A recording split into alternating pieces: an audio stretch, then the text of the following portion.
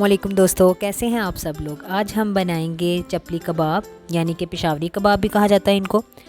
जिसके लिए हम लेंगे हाफ़ के जी बीफ का कीमा, जिसको मैंने कीमे वाली मशीन में से तकरीबन 3 से 4 बार निकाल लिया है, क्योंकि कीमा बिल्कुल मुलायम होना चाहिए चपली कबाब के लिए, ना कि मोटा मोटा हो।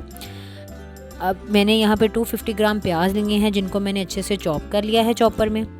अब प्याज का हम एक्स्ट्रा पानी है वो निकाल लेंगे, एक छाननी लेंगे और साथ में हम लेंगे एक रफ़ बोल, जिसमें हम इसका सारा पानी निचोड़ लेंगे।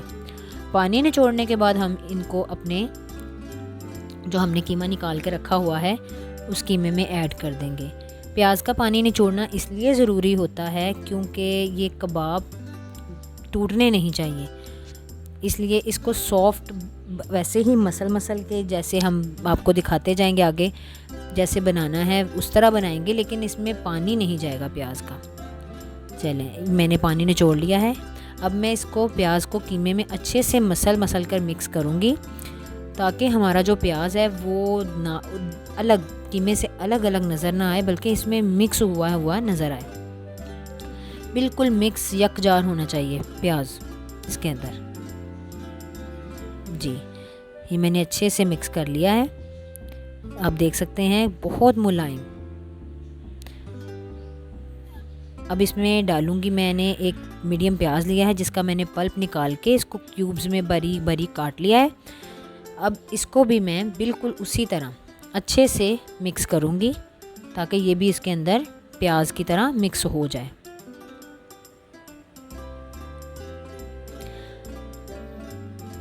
जी तो दोस्तों, तकरीबन टमाटर भी मिक्स हो चुके हैं। अब इसमें ऐड करूंगी मैं अनारदाना मैंने लिया है 1 टेबल स्पून। अब जिस तरह कीमे की मिकदार अगर बढ़ाएंगे तो अपने ये अज्जा भी, इनकी मिकदार भी साथ साथ बढ़ा लीजिएगा। 4 टेबल स्पून मक्की का आटा है। अब हम इसको अच्छे से मिक्स करेंगे। मिक्सिंग इसकी आटा डालने के बाद बिल्कुल उस तरह भी की जा सकती है जैसे हम आटा गूंथते हैं, बिल्कुल वैसे। उस तरीके से क्या होगा कि ये ज़्यादा मुलायम हो जाएगा। देखिए हमारा कीमा मुलायम होता जा रहा है। मैंने मिक्सिंग कर ली। इस पॉइंट पे अगर आप चाहें तो इसको फ्रीज़ कर सकते हैं। ड्राई मसाले नहीं डालेंगे। अगर ड्राई मसाले डालेंगे तो फिर इनको फौरी फ्राई करना होगा। मैं अभी डालूँगी क्योंकि मैंने अभी फ्राई करने हैं।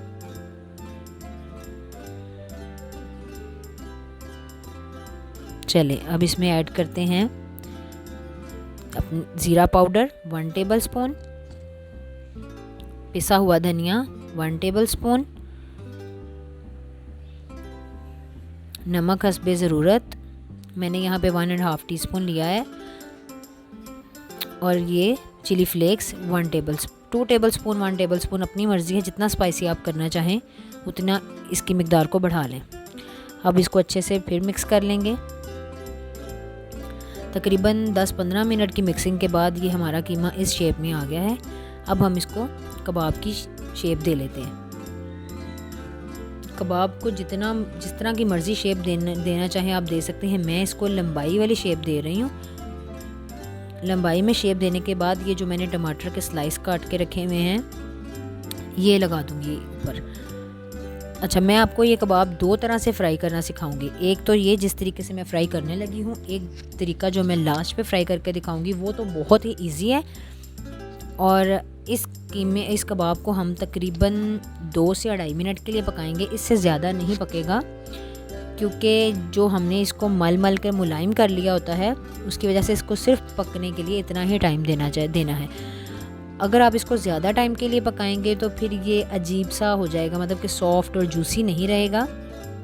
ये किसी और तरह से क्रिस्पी सा हो जाएगा, तो वो फिर चपली कबाब की लुक में नहीं रहेगा।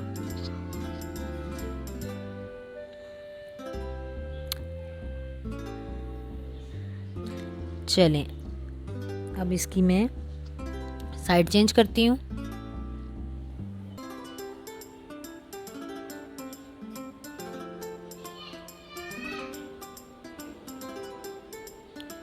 साइड चेंज करने के बाद मैं इनको डिश में निकाल लूँगी तकरीबन 1 मिनट के बाद, और फिर मैं आपको दूसरा तरीका बताती हूँ फ्राई करने का।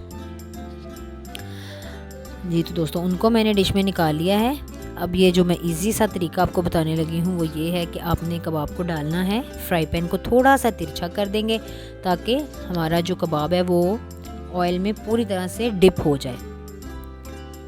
हम इनको डीप फ्राई भी नहीं कर सकते क्योंकि उसके साथ भी ये अंदर से सॉफ्ट और जूसी नहीं रहेंगे।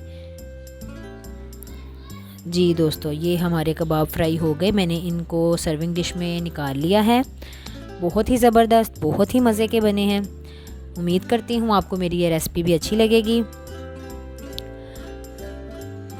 अगर आपको मेरी ये रेसिपीज़ पसंद आ रही हों तो मुझे कमेंट्स में ज़रूर बताइएगा ताकि मेरी हौसला अफजाई हो और मैं आपके साथ मज़ीद अच्छी अच्छी रेसिपीज़ शेयर करूँ इसी तरह।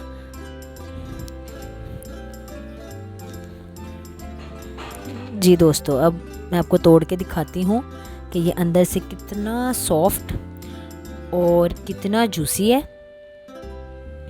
और कच्चा बिल्कुल भी नहीं। आप इसको ज़रूर ट्राई कीजिएगा और मुझे बताइएगा। अब आपसे मैं इजाज़त चाहूँगी। अपना ख्याल रखिएगा, दुआओं में याद रखिएगा। अल्लाह।